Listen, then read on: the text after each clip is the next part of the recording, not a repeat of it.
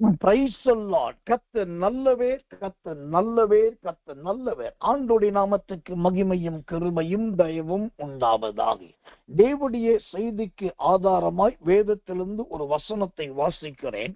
இந்த மாதம் முழுவதும் நாம் சங்கீதம் 34 அதிகாரத்தை வைத்துதான் செய்தியாளர்கள் அனைவரும் நாம் அதை ஆராய்ந்து வருகிறோம். அந்த வரிசையில் இன்றைக்கு தேவனுடைய செய்திக்கு ஆதாரமாக சங்கீதம் 34 அதிகாரம் 17வது வசனத்தை வாசிக்கிறேன். ஜெபத்தோடு கவனிங்கள். 34:17. நீதிமான்கள் கூப்பிடும் போது கர்த்தர் கேட்டு அவர்களை அவர்களுடைய எல்லா உபத்திரவங்களுக்கும் நீங்களாக்கி விடுகிறார். நீதிமான்கள் கூப்பிடும் போது கர்த்தர் கேட்டு அவர்களை அவர்களுடைய எல்லா உபத்திரவங்களுக்கும் நீங்களாக்கி விடுகிறார். ஆம், இந்த அருமையான தேவனுடைய வசனத்திலே ரொம்ப முக்கியமான ஒரு வார்த்தையை வாசிக்கிறோம். நீங்களாக்கி விடுகிறார் என்கிற வார்த்தையை நாம் பார்க்கிறோம். ஆம், நம்முடைய தேவனாகிய கர்த்தர் யார் என்று சொன்னால் பல காரணங்களை சொல்லும். அதுல ரொம்ப முக்கியமான ஒரு காரணம், அவர் தம்முடைய ஜனங்களை தீமைக்கு நீங்களாக்குகிறவர், ஆபத்துக்கு நீங்களாக்குகிறவர், விக்கினங்களுக்கு நீங்களாக்குகிறவர், இடுக்கண்களுக்கு நீங்களாக்குகிறவர். அந்த வசனமே சொல்லுகிறது, சங்கீதம் 34:17 சொல்லுகிறது, உபத்திரவங்களுக்கு நீங்களாக்குகிறவர். இப்படி ஆண்டவர் தம்முடைய ஜனங்களை இந்த உலகத்துக்கும் உலகத்தின் போராட்டங்களுக்கும் நீங்களாக்கி காப்பாற்றுகிற நல்ல தேவனாய் நல்ல கர்த்தராய் இருக்கிறார். அப்படிப்பட்ட நல்ல ஆண்டவரை தான் நாம் ஆராதிக்கிறோம். அதற்காக தேவனை சிந்திக்கிறேன். இப்ப யார் யாரை எப்படிப்பட்ட காரியத்திலிருந்து தேவன் நீங்களாக்குகிறார்? முதலாவதாக நியாயாதிபதிகளின் புஸ்தகம் 8ஆம் அதிகாரம் 22வது வசனத்தை வாசிக்கிறேன். ஜெபத்தோடு கவனிங்கள். நியாயாதிபதிகள் 8:22. அப்பொழுது இஸ்ரவேல் மனுஷர் கிதியோனை நோக்கி, நீர் எங்களை மீதியானியரின் கைக்கு நீங்களாக்கி விட்டபடினால் நீரும் உம்முடைய குமாரனின் குமாரனும் எங்களை ஆளக்கடவீர்கள் என்றார்கள். ஆம், இந்த நியாயாதிபதிகள் 8ஆம் அதிகாரம் 22வது வசனத்தை வாசிக்கும்போது மீதியானியரின் கைக்கு நீங்களாக்கி விட்டபடினால், ஆம், எனக்கன்பான தேவச்சனமே, ஆண்டவர் தம்முடைய பிள்ளைகளை முதலாவது யாரிடத்திலிருந்து நீங்களாக்க விரும்புகிறார் என்று சொன்னார், மீதியானியரின் கைக்கு. கர்த்தர் நல்லவர், கர்த்தர் நல்லவர், கர்த்தர் நல்லவர். அப்ப இந்த மீதியானியர் என்றால் யார்? இந்த மீதியானியர் என்பவர்கள் எப்படிப்பட்டவர்கள் என்பதை நாம் தெரிந்து கொள்ள வேண்டியது அவசியமாய் இருக்கிறது. கர்த்தர் நல்லவே, கர்த்தர் நல்லவே, கர்த்தர் நல்லவே. ஒரு வசனத்தை வாசிக்கிறேன், ஜெபத்தோடு கவனியுங்கள். கர்த்தருடைய நாமத்துக்கு மகிமை உண்டாவதாக. நியாயாதிபதிகளின் புஸ்தகம் 6ஆம் அதிகாரம் 7வது வசனம். நியாயாதிபதிகள் 6:7. இஸ்ரவேல் புத்திரர் மீதியானியரின் நிமித்தம் கர்த்தரை நோக்கி முறையிட்ட போது. ஆமென். இங்கு மீதியானியர் என்றால் யார் என்பதை இந்த வசனம் சொல்லுகிறது. இவர்கள் தேவனுடைய பிள்ளைகளுக்கு நேர் எதிரானவர். இஸ்ரவேல் ஜனங்களுக்கு உபத்திரவத்துக்கு காரணமாய் இருந்தவர்கள். இது நிமித்தம் இஸ்ரவேல் ஜனங்கள் என்னவாய் செய்தார்கள்? தேவனை நோக்கி முறையிட்டார்கள். ஆண்டவரே, இந்த மீதியானியர் எங்களை துன்புறுத்துகிறார்கள், எங்களை தொடருகிறார்கள், எங்களை விரட்டுகிறார்கள், ஐயோ எங்களுக்கு முள்ளா இருக்கிறார்கள், நீர் எங்களை தப்புவிக்க மாட்டீரா என்று சொல்லி மீதியானியரை குறித்து இஸ்ரவேலர்கள் முறையிட்டார்கள். அப்போ தேவனை நோக்கி முறையிடக்கூடிய அளவுக்கு மகா சஞ்சலத்தையும் மகா துன்பத்தை உண்டாக்குகிறவர்கள் தான் இந்த மீதியானியர். எனக்கன்பான தேவச்சனமே, கர்த்தருடைய நாமத்துக்கு மகிமை உண்டாவதாக.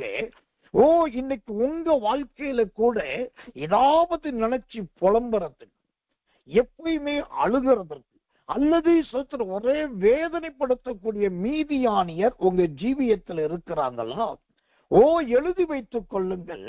இந்த நியாயாதிபதிகள் 8:22 எப்படி சோத்திரம் கிதியோனின் நாட்களில் அந்த ஜனங்களை மீதியானின் கைக்கு ஆண்டவர் நீங்களாக்கினாரோ, உங்களையும் உங்களை வாதிக்கிற, உங்களை புலம்ப வைக்கிற, உங்களை பார்த்து முறையிட வைக்கிற, அள வைக்கிறதானே அவர்கள் கையிலிருந்து ஆண்டவர் நீங்களாக்க போகிறார். அல்லேலூயா. எனக்கன்பான தேவ பிள்ளைகளே, அப்போ இந்த மீதியானியர் என்பகிறவர்கள் யார்? உங்களை முறையிட வைக்கிறவர்கள், உங்களை புலம்ப வைக்கிறவர்கள், உங்களை எப்பயுமே கர்த்தர் நல்லவர் கண்ணீர் வடிக்க வைக்கிறவர்கள். ஆனால் தேவனுடைய ஊழியக்காரனாகி நான் சொல்லுகிறேன், இன்று முதல் அந்த மீதியானியரின் கிரியைகளை கர்த்தர் அழித்து போட போகிறார். ஏன் தெரியுமா? ஆண்டவர் கொடுக்கிற அழகான ஒரு தீர்க்க தரிசனமான வசனத்தை எழுதி கொள்ளுங்கள். நியாயாதிபதிகளின் புஸ்தகம் 8ஆம் அதிகாரம் 28வது வசனம்.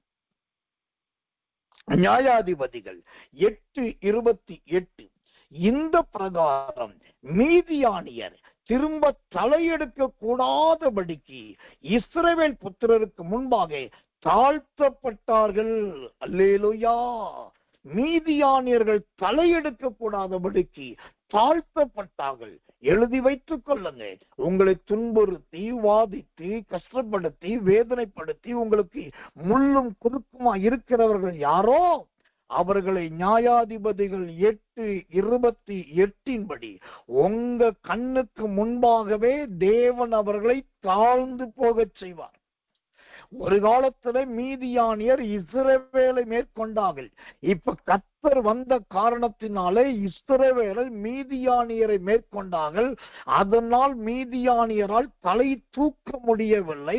அவர்களிடத்தில் தாழ்த்தப்பட்டு தரம் தாழ்ந்து போனார்கள். அதே போலதான் இந்த தேவ வார்த்தையின்படி கர்த்தர் சொல்லுகிறார், அந்த மீதியானின் கைக்கு நான் உங்களை நீங்களாக்குகிறேன். அல்லேலூயா. தேவனுக்கு மகிமை உண்டாவதாக.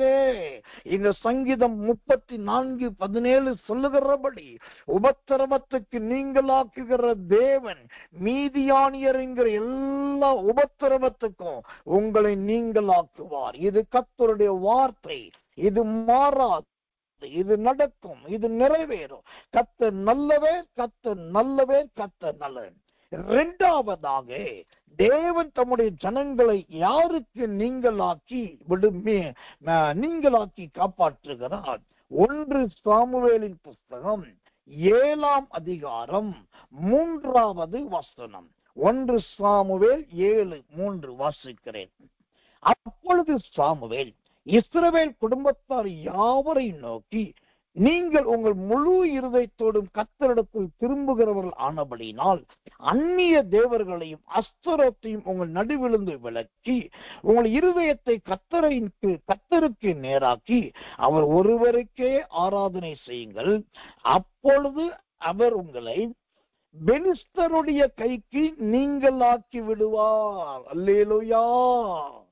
தேவனாகிய கர்த்தர் முதலாவது மீதியானியரின் கைக்கு நீங்களாக்குகிறவர். இங்கு 1 சாமுவேல் 7:3 சொல்லுகிறது. இரண்டாவதாக பெலிஸ்தியருடைய கர்த்தருடைய நாமத்துக்கு மகிமையும் கிருபையும் தயவும் உண்டாவதாக. பெலிஸ்தருடைய கர்த்தர் நல்லவன். அந்த ஜனங்களுக்கு ஆண்டவர் உங்களை நீங்களாக்குகிற தேவனாயிருக்கிறார். அதிலிருந்து காப்பாற்றுகிற தேவனாயிருக்கிறார். அதிலிருந்து உங்களை தப்புவிக்கிற தேவனாயிருக்கிறார். எனக்கன்பான தேவ பிள்ளைகளே, கர்த்தருடைய நாமத்துக்கு மகிமை உண்டாவதாக. அப்படியானால் இந்த பெலிஸ்தர் என்றால் யார்? இந்த பெலிஸ்தர் என்கிறவர்கள் எப்படிப்பட்டவர்கள்? இந்த பெலிஸ்தரை குறித்து முழு வேதத்திலும் நிறைய நாம் பார்க்கலாம். கர்த்தர் நல்லவர், கர்த்தர். ஆனாலும் இந்த பெலிஸ்தரை குறித்து வேதம் நமக்கு சொல்லுகிற முக்கியமான ஒரு காரியத்தை உங்களுக்கு காண்பிக்கிறேன். இவர்கள் மகா விரோதமானவர்களும் கர்த்தர் நல்லவர் தேவனுடைய சபைக்கும் சர்வ சங்க சபைக்கும் எதிரானவர்கள் என்று வேதம் முழுவதிலும் நாம் பார்க்கலாம். கர்த்தருடைய நாமத்துக்கு மகிமையும் கிருபையும் தயவும் உண்டாவதாக. ஏசாயாவின் புஸ்தகம் 11ஆம் அதிகாரம் 14வது வசனம். ஏசாயா 11:14 வாசிக்கிறேன். அவர்கள் இருவரும் ஏகமாய் கூடி மேற்கே இருக்கிற பெலிஸ்தருடைய எல்லைகளின் மேல் பாய்ந்து கீழ்த்திசையாரை கொள்ளையிட்டு ஏதோமின் மேலும் மோவாபின் மேலும் கை போடுவார்கள். அம்மோன் புத்திரர் அவர்களுக்கு கீழ்ப்படிவார்கள்.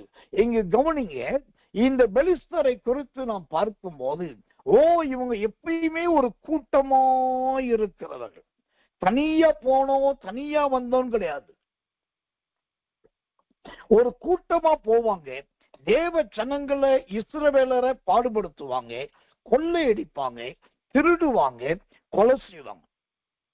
பெலிஸ்தர் என்றாலே கூட்டமாய் கொள்ளையடிக்கிறவர்கள் என்று அர்த்தம். ஆம், இன்றைக்கு சில தேவ பிள்ளைகள் வாழ்க்கையில வருகிற எதிராளிகள் போராட்டக்காரர்கள் சாதாரணமானவர்களாய் அல்ல.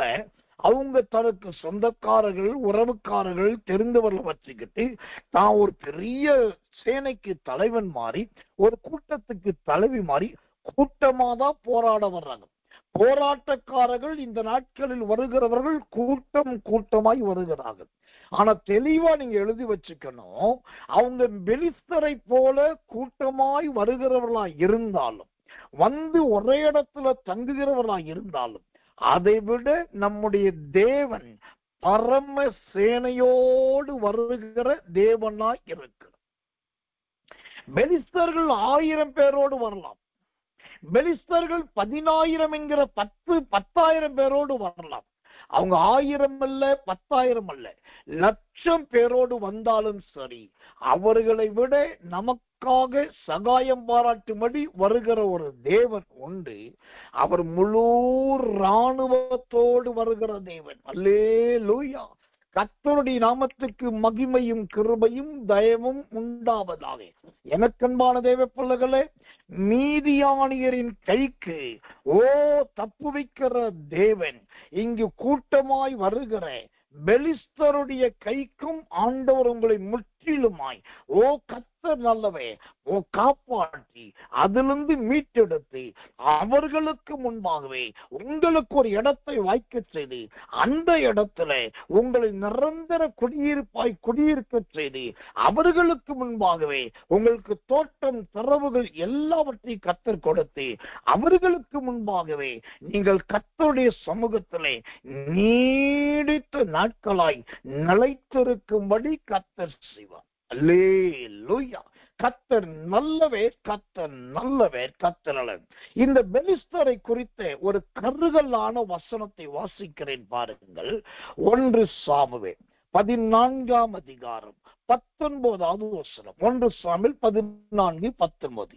இப்படி சவுல் ஆசாரியனோடே பேசுகையில் பெலிஸ்தரின் பாளையத்தில் உண்டான கலகம் வர வர அதிகரித்தது.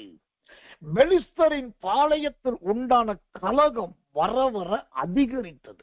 ஆம், இந்த பெலிஸ்தர் என்றாலே 2வது கலகம் பண்ணுகிறவர்கள், சண்டை போடுகிறவர்கள், நாளுக்கு நாள் கலகத்தையும் சண்டையையும் அதிகரிக்கிறவர்கள். ஆனால் ஒரு ரகசியம் உங்களுக்கு தெரியுமா? 1 சாமுவேலின் புஸ்தகம் 17ஆம் அதிகாரத்தை இரவுக்கரு ஜெபம் முடிஞ்சதுக்கு அப்புறம் வீட்டிலிருந்து கொஞ்சம் எடுத்து படிச்சு பாருங்க. அங்கே ஒரு பக்கம் இஸ்ரவேலர், மறுபக்கம் பெலிஸ்தர். இந்த பெலிஸ்தருக்கு ஆதரவாய் கோலியாத்து நிற்பான். ஒரு நேரம் வந்தது, சின்ன தாவீது உள்ளே நுழைந்தார். ஒரு கவன்கல்லை எடுத்து சுழற்றி அடித்தார். அம்மலை போல் நின்றிருந்த கோலியாத் கீழே விழுந்தான். அவன் விழுந்ததான் தாமதம். நீங்க 1 சாமுவேல் 17ஆம் அதிகாரம் 48 கடைசி வரைக்கும் படிச்சு பாருங்க. இந்த பெலிஸ்தர் கூட்டமாய் ஓடி போனார்கள் என்று எழுது.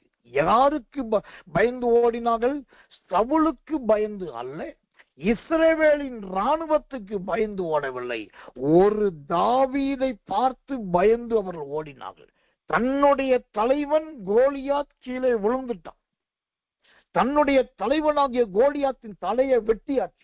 இனி இங்க இருந்த நம்ம தலையும் வெட்டப்பட்டு சொல்லி அந்த பெலிஸ்தர் பின்னிட்டு புறமிதுகிட்டு ஓடினார்கள். கர்த்தருடைய ஊழியக்காரனாகி நான் சொல்லுகிறேன், இந்த சங்கீதம் 34:17 படி அவர் நீங்கள் ஆக்குகிற தேவன். உங்களுக்கு எதிராய் பெலிஸ்தரை போல கூட்டம் கூட்டமாய் வருகிறவர்களுக்கு நீங்கள் ஆக்குவார், கலகக்காரர்களுக்கு நீங்கள் ஆக்குவார், கோலியாத் போல மலையாய் எழும்பி நிற்கிறவர்களுக்கு உங்களை நீங்கள் ஆக்குவார். அதை விட ஒரு சவால் நிறைந்த சாட்சி, ஒரு தாவீதை பார்த்து பெலிஸ்தருடைய சேனை முழுவதுமே ஓடினதை போல இனி உங்களை பார்த்து உங்கள் சத்துருக்கள் ஓடும்படி கர்த்தர் கிரியை செய்கிறார். இது உங்களை கூல் பண்ணுவதற்காக, உங்களுக்கு இருதயத்துக்கு ஏற்றபடி சொல்லுவதற்காக சொல்லப்படுகிற வார்த்தை அல்ல. இதுதான் சத்தியம், இதுதான் வேதம், இதுதான் கர்த்தருடைய சத்தம். நீங்கள் கவலைப்பட வேண்டாம். தாவீதே தரித்து நில்லுங்கள். ஓ தாவீதின் மனுஷரே தரித்து நில்லுங்கள். உங்களுக்கு எதிரான பெலிஸ்தர்கள் புறம் முதுகிட்டு உங்களுக்கு முன்பாகவே ஓடி போவார்கள். சங்கீதம் 34:17 படி நீங்கள் ஆக்கப்படுவீர்கள். ஆமென். முதலாவது மீதியானியரின் கைக்கு நீங்கள் ஆக்குகிற தேவன். இரண்டாவது பெலிஸ்தரின் கைக்கு நீங்கள் ஆக்குகிற தேவன். மூன்றாவதாக நம்மை எதற்கு நீங்கள் ஆக்கி கர்த்தர் காப்பாற்ற விரும்புகிறார். 1 சாமுவேலின் புஸ்தகம் 10ஆம் அதிகாரம் 18வது வசனம். 1 சாமுவேல் 10ஆம் அதிகாரம் 18வது வசனத்தை வாசிக்கிறேன், கவனிங்கள். இஸ்ரவேல் புத்திரரை நோக்கி இஸ்ரவேலின் தேவனாகி கர்த்தர் சொல்லுகிறது என்னவென்றால், நான் இஸ்ரவேலை எகிப்திலிருந்து புறப்பட பண்ணி உங்களை எகிப்தியரின் கைக்கும் உங்களை இறுக பிடித்த எல்லா ராஜ்யத்தாரின் கைக்கும் நீங்களாக்கி விட்டேன். அல்லேலூயா. ஆண்டவே தம்முடைய சபையை, தம்முடைய மனவாட்டியை, தம்முடைய புத்திரரை, தம்முடைய ஜனத்தை, தம்முடைய பிள்ளைகளை மூன்றாவதாக எதற்கு நீங்களாக்க விரும்புகிறார் என்று சொன்னார். இந்த 1 சாமுவேல் 10:18 சொல்லுகிறது, எகிப்தியரின் கைக்கு உங்களை நீங்களாக்குகிற தேவன், எகிப்தியருக்கு நீங்களாக்கி விடுவிக்கிறவர். சரி, பெலிஸ்தர் என்று சொன்னாலே கலகம் பண்ணுகிறவர், மன்னிக்கணும், மீதியானவர் என்று சொன்னாலே கலகம் பண்ணுகிறவர்கள், பெலிஸ்தர் என்றாலே கூட்டம் கூட்டமாய் வருகிறவர்கள். இப்ப எகிப்தியர் என்றால் யாரையா? எகிப்தியர் என்றால் எதை குறிக்கும்? அதே வசனம் அழகா சொல்லுது பாருங்க. அந்த 1 சாமுவேல் 10:18 சொல்லுது, உங்களை இறுக பிடித்த எல்லா ராஜ்யத்தாரின் கைக்கும். இறுக பிடித்த, ஆம், இந்த இறுக பிடித்தல் என்பது எதை குறிக்கிறது? சில வலுக்கட்டாயமான முறையிலே உங்கள் மீது குற்றச்சாட்டுகளை வைப்பார்கள். வலுக்கட்டாயமான முறையிலே உங்களை ஸ்தோத்திரம் பழி சுமத்துவார்கள். கர்த்தர் வலுக்கட்டாயமான முறையிலே உங்களுக்கு எதிராய் அவர்கள் தங்களுடைய பலத்தை பிரயோகிப்பார்கள். இல்லாவிட்டா இதை விட்டு வெளியே போகக்கூடாது, சுத்திரம் இது எங்களுக்கு தெரியாமல் எதையும் செய்யக்கூடாது என்று சொல்லி உங்களை அடிமைப்படுத்தி வைப்பாங்க. அதுதான் இறுக பிடிக்கிற அனுபவம். தேவனுக்கு மகிமை உண்டாவதாக. எனக்கன்பான தேவ பிள்ளைகளே, அப்படி நீங்கள் யாராவது யாருக்கு கீழாகாவது சோத்திரம் இறுக பிடிக்கப்பட்டிருக்கீங்களா? ஐயா என்னால வெளியே வர முடியல, ஐயா என்னால சோத்திரம் சுதந்திரமா நடக்க முடியல, ஐயா எனக்கு கொடுத்த ஊழியத்தை நிறைவேற்ற முடியல, ஐயா எனக்கு கொடுத்த கிருபைகளை நான் பயன்படுத்த முடியல, இந்த ஐக்கியம் இறுக பிடிச்சிட்டு இருக்குது, இந்த ஆட்கள் என்னை இறுக பிடிச்சிட்டு இருக்காங்க, வெளியில பார்க்க கர்த்தருடைய பிள்ளைகள் போல இருக்காங்க, ஆனா உள்ள எகிப்தியர் போல இருக்கிறாங்க, எனக்கு ஒரு விடுதலை வேணும்னு கேட்கிறீங்களா? தெளிவா சொல்ற கர்த்தருடைய வார்த்தை எழுதி வைத்துக் கொள்ளுங்க. எகிப்தியர் என்கிற உங்களை இறுக பிடித்திருக்கிற அந்த அந்நிய விக்கிரகத்தின் ஆவிகளுக்கு என் ஆண்டவர் உங்களை விடுதலையாக்குகிறார், நீங்கள் ஆக்குகிறார். எனக்கன்பான இந்த இறுக பிடித்தல் என்றால் என்ன? அதற்கு ஒரு வசனத்தை வாசிக்கிறேன். நியாயாதிபதிகள் 2ஆம் அதிகாரம் 18வது வசனம். நியாயாதிபதிகள் 2:18 கடைசி பகுதி. அவர்கள் தங்களை இறுக பிடித்து ஒடுக்குகிறவர்களின் நிமித்தம் தவிக்கிறதினாலே கர்த்தர் மனஸ்தாபப்படுவார். அவர்கள் தங்களை இறுக பிடித்து ஒடுக்குகிறவர்களின் நிமித்தம் தவிக்கிறதினாலே கர்த்தர் மனஸ்தாபப்படுவார். ஆம், இறுக பிடித்தல் என்றால் என்ன அர்த்தம் தெரியுமா? உங்களை ஒடுக்குவது ஒண்ணுதான் உங்கள் வீட்டாருடைய நோக்கம். உங்களுக்கு படிப்பு அறிவு இருக்குது, கை தொழில் சக்தி இருக்குது, உங்களுக்கு நல்ல ஒரு பிராணி பலன் இருக்குது, நீங்க ஜெபத்தோடு எதை செய்தாலும் வாய்க்கும் அவங்களுக்கு தெரியும். ஆனா இந்த படிப்பு, இந்த அறிவு, இந்த திறமை, இந்த காரியம் சக்சஸ் ஆகுது, இது எதுவுமே உங்க மூலமா நடந்துடவே கூடாது. காரணம், நீங்க அப்படி டேலண்ட் பர்சனா நல்ல ஒரு மைட்டி பவரோட மேல வந்துட்டீங்கன்னா அவங்க அந்த இடத்துல டிஸ்கரேஜ் பண்ணப்படுவாங்க, அந்த இடத்துல அவங்க ஹர்ட் பண்ணப்படுவாங்க, அந்த இடத்துல அவங்களுக்கு ஒரு நோஸ்கட் உண்டாகும். அதனால அவங்க என்ன செய்யறாங்க? உங்களை ஒடுக்குகிறார்கள். ஆனா அவங்க ஒடுக்க நீங்க எப்படி இருக்கிறீங்க? அந்த நியாயாதிபதிகள் 2:8 சொல்லுகிறது, ஓ சோத்திர தவித்து கொண்டிருக்கிறீர்கள். 2:18 சொல்லி தவிக்கிறீங்க. என்னால வெளியில சொல்லவும் முடியல, ஆனா மனசுல வச்சுக்கவும் முடியல, வெளியில போகவும் முடியல, இங்க இருக்கவும் முடியல, தவிக்கிறீங்க. இந்த தவிப்புக்கு பேர் தாங்க இறுக பிடிக்கிற அனுபவம். இது இன்னைக்கு உலகத்தானுக்கும் அந்நியனுக்கும் பரதேசிக்கு மாத்திரம் கிடையாது. நிறைய தேவ பிள்ளைகள் கூட இப்படிதான் அடிமைப்பட்டு போய் கிடக்கிறார்கள், இறுக பிடிக்கப்பட்டு போயிருக்கிறார்கள். அவங்க மனமோ தவிக்குது, என்னை நீங்களாக்குகிறவர் யாரு இல்லையா, என்னை தப்புவிக்கிறவர் யாரு இல்லையா என்று சொல்லி. கர்த்தருக்கு மகிமை உண்டாகும். சென்னையிலே விசுவாச கைப்பிரதி கழகம் என்கிறதான ஒரு அருமையான கிறிஸ்டியன் சொசைட்டி ஒன்று உண்டு. விசுவாச கைப்பிரதி கழகம். இவங்க பல கோடிக்கணக்கான, லட்சக்கணக்கான, பல கோடிக்கணக்கான டிராக்ஸ் என்று சொல்லக்கூடிய கைப்பிரதிகளை பல மொழிகள்ல அச்சிட்டு இலவசமாய் கொடுக்கிறவர்கள். அவங்க ஒரு முறை அழகான ஒரு டிராக்ஸ் ஒன்று காஸ்பல் நோட்டீஸ் அடிச்சிருந்தாங்க. அதுல முலாம் பழமும் குரங்கும் என்று சொல்லி ஒரு கதை எழுதியிருந்தாங்க. முலாம் பழமும் குரங்கும். ஒரு முறை ஒரு காட்டுல குரங்கு பிடிக்க ஒருத்த வந்திருக்கான். அவனால பிடிக்கவே முடியல. கடைசியில பார்த்திருக்கிறான் நல்ல ஒரு அழகான முலாம் பழம். அந்த முலாம் பழத்தை எடுத்து மேல மட்டும் ஒரு சின்ன ஓட்டையை போட்டு ஒரு இடத்துல வச்சுட்டு, அப்ப அந்த இடத்துல நல்ல ஒரு பெரிய குரங்கு ஒண்ணு வந்தது பார்த்தது, பல வாசனை அடிக்குது, பார்த்தாக்க நல்லா இருக்குது, மெதுவா எட்டி பார்க்குது, மேல நல்ல ஓட்டை இருக்குது. ஐயா அந்த ஓட்டை பொழுது பழம் தெரியுது, பழத்தை பார்த்தாக்கா பழம் தெரியுது மட்டும் நல்ல வாசனை. மெதுவா பழத்தை தொட்டு பார்த்துச்சு, மேல கைய வச்சது, மூக்கு விட்டு பார்த்துச்சு.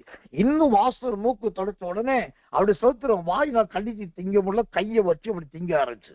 கையை வச்சு எடுத்து திங்க ஆரம்பிச்ச. கொஞ்சம் கொஞ்சமா கையை வச்சு எடுத்து கையை கடைசி உள்ள விட்டுச்சு பாருங்க. உள்ள விட்டு கடைசியா போய் அந்த கை அந்த முலாம் பழத்துக்குள்ள இறுக பிடிச்சுக்கிச்சு, மேல வாய்ப்பகுதி மூடிக்கிச்சு. இப்ப கையை எடுக்க முடியல. கடைசி அந்த குரங்கு தவிக்குது, பழத்தை உடைக்க பார்க்குது, உருட்ட பார்க்குது, கையை எடுக்க பார்க்குது. அதனால முடியவே இல்லை. கடைசியில குரங்கு பிடிக்கிற வந்தா, அழகாக பக்கத்துல வந்தா, சாக்க பிடிச்சு குரங்கு பிடிச்சு கொண்டு போயிட்டான். ஏன் சொல்றேன்னா, இன்னைக்கு நிறைய பேர் ஜீவியத்துல இந்த இறுக பிடிக்கப்படுகிற அனுபவம் எதனால தெரியுமா? நீங்க தேவ பிள்ளைகளாயிருந்தோம், கர்த்தருடைய குமாரன குமாரத்தியாயிருந்தோம், யாரோ காட்டுகிற ஆசை என்கிற ஒரு முலாம் பழம், யாரோ வீசுகிற வாசனை என்கிற ஒரு முலாம் பழம், அவங்களோட வார்த்தைக்கு இணங்கிடுறீங்க, அவங்களோட ஆசைக்கு இணங்கிடுறீங்க. அவங்க காட்டுற இந்த சுத்திரம் பலவிதமான மேஜிக்கல் வேர்ட்ஸுக்கு அப்படியே மயங்கிடுறீங்க. அதனால இதுல 1 லட்சம் ரூபாய் எடுத்து அதுல போட்டாக்கா 4 லட்சம் வரும்னு நினைக்கிறோம். அதனால ஐயோ இந்த வண்டியை வித்துட்டு அதை எடுத்தோம்னாக்கா லாபம் நினைக்கிறோம். இன்னைக்கு நிறைய முலாம்பழம் போல விருப்பத்தை உண்டாக்குகிற நிறைய விளம்பரங்கள் மீடியாக்கள் வந்துருச்சு. இப்படி இதெல்லாம் பார்த்து பார்த்து பார்த்து நிறைய பேர் இறுக பிடிக்கப்பட்டிருக்காங்க. ஆனா பிடிக்கப்படுகிற வரைக்கும் அவங்களுக்கு தெரியல.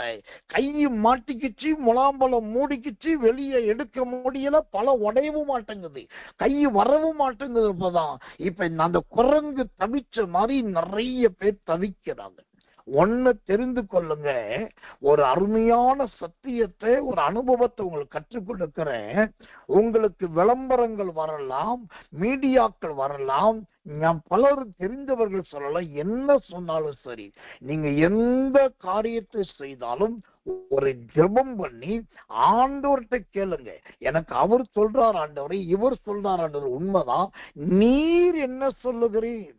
நான் இந்த பயணத்தை தொடரட்டுமா? நான் இந்த வேலையை செய்யட்டுமா?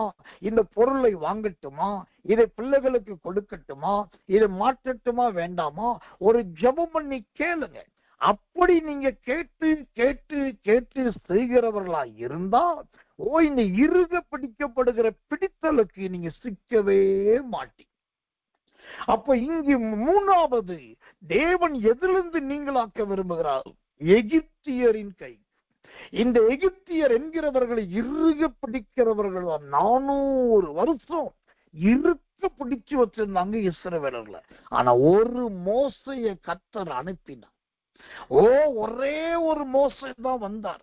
அந்த ஒரு மோசை போன மாத்திரத்துல பார்வோனின் வல்லமை பின்வாங்கினது, பிரபுக்களின் ராஜ்யபாரின் திரட்சி பின்வாங்கினது, அதிகாரங்கள், ஆணவங்கள், பயமுறுத்தல்கள் எல்லாம் அடங்கி போனது.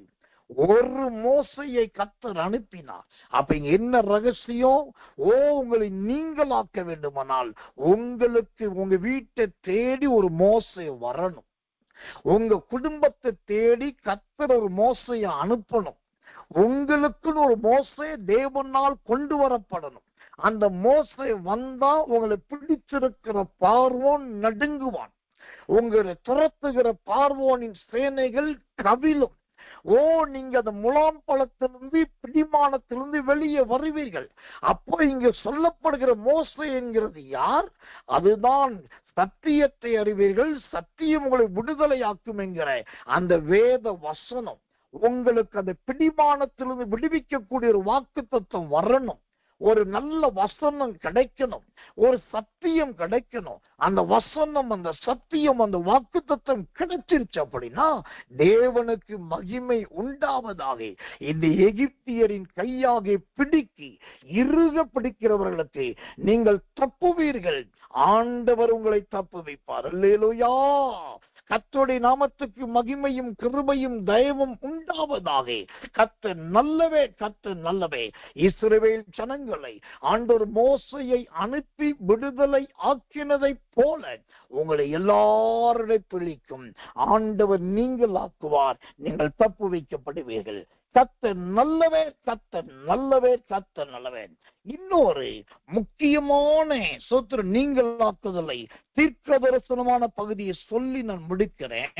ஆண்டவர் சொல்ல சொன்ன கிருபையுள்ள ஒரு பகுதி 2 சாமுவேலின் புஸ்தகம் 14ஆம் அதிகாரம் 16வது வசனம். 2 சாமுவேல் 14:16 வாசிக்கிறேன். ஜெபத்தோடு கவனிங்கள்.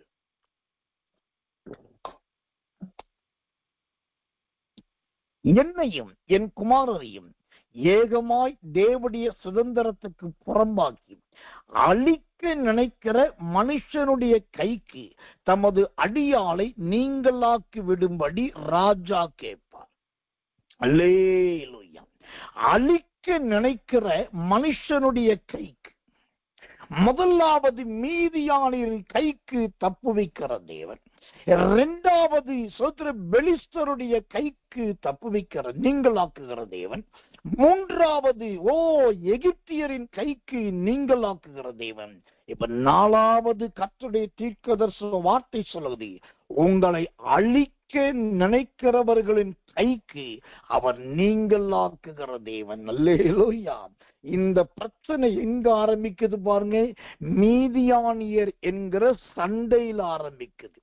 பெலிஸ்தர் என்கிற கூட்டமான எதிராளிகள் ஆரம்பிக்குது. அப்புறம் எகிப்தியர் என்கிற சிக்கி கொண்டதுல போய் முடிகிறது. இது 3 ஒண்ணு பின் ஒண்ணு இடம் கொடுத்த உடனே 4வது அவங்க என்ன பண்றாங்க, முதல் சண்டை போட்டாச்சு, 2வது கூட்டமா எழும்பியாச்சு, இப்ப அவனை எப்படி இருக பிடிச்சாச்சு, இவனை விட்டுறக்கூடாது, இப்ப 4வதா அவங்க எப்படியாவது அழிக்கணும்னு தான் நினைக்கிறாங்க. இந்த செய்தியை கேட்க விரும்புகிற கேட்டு கொண்டிருக்கிற எனக்கு மிகவும் பிரியமான விசுவாச தேவ பிள்ளைகள், சகோதர சகோதரிகளுக்கு கர்த்தர் சொல்லுகிறார், உங்களோடு போராடுவது மட்டும் அவங்க நோக்கம் இல்லைங்க, உங்களை அழிக்கணும். நீங்க நல்லவங்களா இருக்கலாம், கிருபை உள்ளவங்களா இருக்கலாம், அபிஷேகிக்கப்பட்டவங்களா இருக்கலாம், படிச்சவங்களா இருக்கலாம், சம்பாதிக்கிறவங்களா இருக்கலாம், விசுவாசியா இருக்கலாம், யாரா இருக்கட்டும், ஆனா அவங்களுடைய நோக்கம் உங்களை அழிக்கணும். ஆனால் தேவனுடைய வார்த்தை தெளிவாய் சொல்லுகிறது, அழிக்க நினைக்கிற மனுஷனுடைய கைக்கு அவர் தப்பு வைக்கிற தேவன். அல்லேலூயா.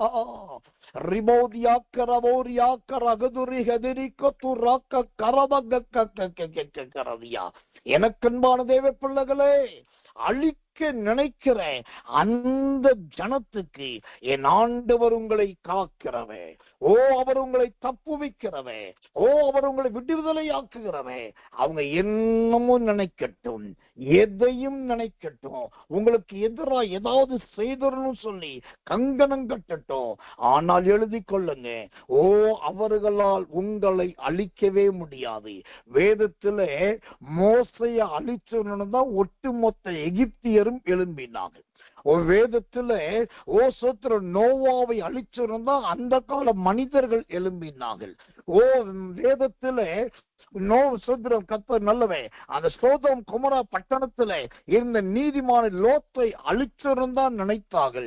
அதே போலதான் தானியேலை அழிச்சிருந்தான் நினைத்தாங்க, தாவீத அழித்திருந்தான் நினைச்சாங்க, எரேமியாவை உளையான கிணற்றுல தள்ளி அழிக்கணும் தான் நினைச்சாங்க. அப்போஸ்தலனாகிய பவுல கொலை செய்யற வரைக்கும் புசிப்பதில்லை, அழிச்சுதான் தீர்வோன்னு சொன்னாங்க. ஆனா இவங்க சாத்ராக் மேஷாக் ஆபேத்நேகோ அழிச்சிருந்தா நினைச்சாங்க. ஆனா கர்த்தர் நல்லவே, கர்த்தர் நல்லவே, கர்த்தர் நல்லவே. எனக்கன்பானவர்களே, ஸ்தோத்திரம். இவர்கள் எல்லாரையும் பாருங்க, அத்தனை பேரும் தப்பிட்டாங்க, அத்தனை பேருடைய ஜீவன் தப்பினது, அத்தனை பேருடைய உயிர் தப்பினது, அத்தனை பேருடைய வாழ்க்கை தப்பினது. எனக்கன்பான தேவ பிள்ளைகளே, இவர்களெல்லாம் தப்புவித்த தேவன் உங்களை இன்றைக்கு தப்பு வைக்கிறார். யாருக்கு? அழிக்க நினைக்கிறவர்களுக்கு. நான் விளக்கி சொல்ல நேரம் இல்லை. யார் அழிக்க நினைப்பார்கள் தெரியுமா? அதிர்ச்சிகரமான ஒரு சம்பவத்தை சொல்லி நான் முடிக்கிறேன். யோபுவின் புஸ்தகம் 19ஆம் அதிகாரம் என்று சொல்லி, கர்த்தருக்குள் விசுவாசிக்கிறேன், அங்க நீங்க படிச்சு பாருங்க. யோபுடைய சொந்த வீட்டில, அதாவது யோபுவின் புஸ்தகம் 19ஆம் அதிகாரம் 13 முதல் 19 வரைக்கும், யோபு 19 13 முதல் 19 வரைக்கும் படிச்சு பார்த்தீங்கன்னா, யோபுடைய சொந்த வீட்டிலேயே 12 விதமான மனிதர்கள் யோபுவை அழிக்க நினைத்தார்களாம். 12 விதமான மனிதர்கள் அவர் சொந்த வீட்டில் இருந்த ஆட்களே. யார் யாரு? சகோதரன், அவனுடைய சகோதரர்கள், 2வது அறிமுகமானவர்கள், 3வது பந்து ஜனங்கள், 4வது சிநேகிதர்கள், 5வது வீட்டு ஜனங்கள், 6வது வேலைக்காரிகள், 7வது வேலைக்காரர்கள், 8வது மனைவி, 9வது சிறு பிள்ளை, 10வது சிநேகிதர், 11வது சிநேகிக்கிறவர்கள். இந்த 11 விதமான மனிதர்கள் யோபுவை அழிக்க பார்த்தார்கள். ஆனா சொந்த வீட்டுல தான் சாப்பாடை சாப்பிட்டு தான் காசு அனுபவிச்சு அவன் சொத்துல இருந்துகிட்டு அவன் ஆஸ்தியில இருந்துகிட்டே அவனை அழிக்க நினைத்தார்கள். ஆனா எழுதி வைத்துக் கொள்ளுங்க, நினைத்த அத்தனை பேரும் அழிந்து போனார்கள். ஆனா யோபுவை குறித்து யோபு 42 கடைசி சொல்லுது, அவன் பூரண வயதுள்ளவனாயிருந்தான். ஏனென்றால் அந்த யோபுவை அழிக்க ஒருவராலும் முடியவில்லை. அதுக்கு ஒரே காரணம், யோபுவுடைய ஆவியும் யோபுவுடைய ஜீவனும் கர்த்தருடைய கையில இருந்தது. அதே போலதான் இந்த சத்தியத்தை கேட்கிற உங்களுடைய ஆவியையும் உங்களுடைய ஜீவனையும் அவர் தம்முடைய கையில வைத்திருக்கிறபடியினால் இந்த 2 சாமுவேல் 14:16 படி உங்களை அழிக்க நினைக்கிற கைகளுக்கு உங்களை ஒப்புக்கொள்ளாமல் அதிலிருந்தும் உங்களை நீங்களாக்குவார். சங்கீதம் 34:17 சொல்லப்பட்ட எல்லா உபத்திரவங்களுக்கு நீங்களாக்குகிறவன் மீதியானியர்களுக்கு நீங்களாக்குவார், பெலிஸ்தர்களுக்கு நீங்களாக்குவார், எகிப்தியருக்கு நீங்களாக்குவார், உங்களை அழிக்க நினைக்கிறவர்களுக்கு நீங்களாக்குவார். கர்த்தருடைய கரம் உங்கள் யாவரோடு கூட இருப்பதாக. எல்லாரும் கண்களை மூடி, ஆண்டவரே சங்கீதம் 34:17 படி நீர் எங்களை நீங்களாக்குகிற தேவனா இருக்கத்துக்காக ஸ்தோத்திரம் என்று சொல்லி எல்லாரும் ஆவியில நிரம்பி ஒப்பு கொடுத்து கர்த்தரை ஸ்தோத்திரிப்போம். நாம் ஜெபிப்போம். அன்புள்ள நல்ல பரமபிதாவே, நல்ல அருமையான இந்த சாயங்காலம் கடந்த ராத்திரி நேரம் இதோ நாங்கள் ஒருமித்து உம்முடைய சமூகத்தில் கூடி வரவும் நல்ல வரவேற்பு, நல்ல ஆண்டவரே ஜனங்களுக்காக பரிந்து பேசும் ஜெபம், நல்ல 100 ஸ்தோத்திர பலிகள், நல்ல அருமையான அறிவிப்புகள் இதெல்லாம் கொடுத்த ஆண்டவர் அற்புதமான ஒரு தீர்க்கதரிசன வாக்கு தத்தத்தை கொடுத்திருக்கிறீர். சங்கீதம் 34:17 சொல்லுகிறபடி நீங்களாக்கி விடுகிற தேவன், எல்லா உபத்திரவத்துக்கு நீங்களாக்குகிறவர். ஆம், என் அன்பு ஜனங்களை மீதியானியரின் கைகளுக்கு நீங்களாக்கி விடுவிப்பீராக. என் அன்பு ஜனங்களை பெலிஸ்தருடைய கைகளுக்கு நீங்களாக்கி விடுவீராக. என் அன்பு ஜனங்களை ஆண்டவரே சோத்திரமையா எகிப்தியரின் இறுக பிடிக்கிற கைகளுக்கு நீங்களாக்கி விடுவீராக. என் அன்பு ஜனங்களை அழிக்க நினைக்கிறவர்களுக்கு நீங்களாக்கி விடுவீராக. வாக்கு தத்தம் நடக்கட்டும், வசனம் நிறைவேறட்டும். நாளை அதிகாலை இருட்டோடு ஜெபத்தில் வந்து ஜெபத்தில் கலந்து கொண்டு அபிஷேகத்தையும் தீர்க்க தரிசனங்களை பெற்றுக்கொள்ள கர்த்தர் உதவி செய்வீராக. தேவனுடைய கரமே கிரியை செய்யட்டும். எல்லாம் உம்மால் கூடும். தாழ்த்தி ஒப்பு வைக்கிறோம். இயேசுவின் ரத்தம் ஜெயம். இயேசுவின் நாமத்தில் ஜெபிக்கிறோம் நல்ல பிதாவே. ஆமென், ஆமென், ஆமென்.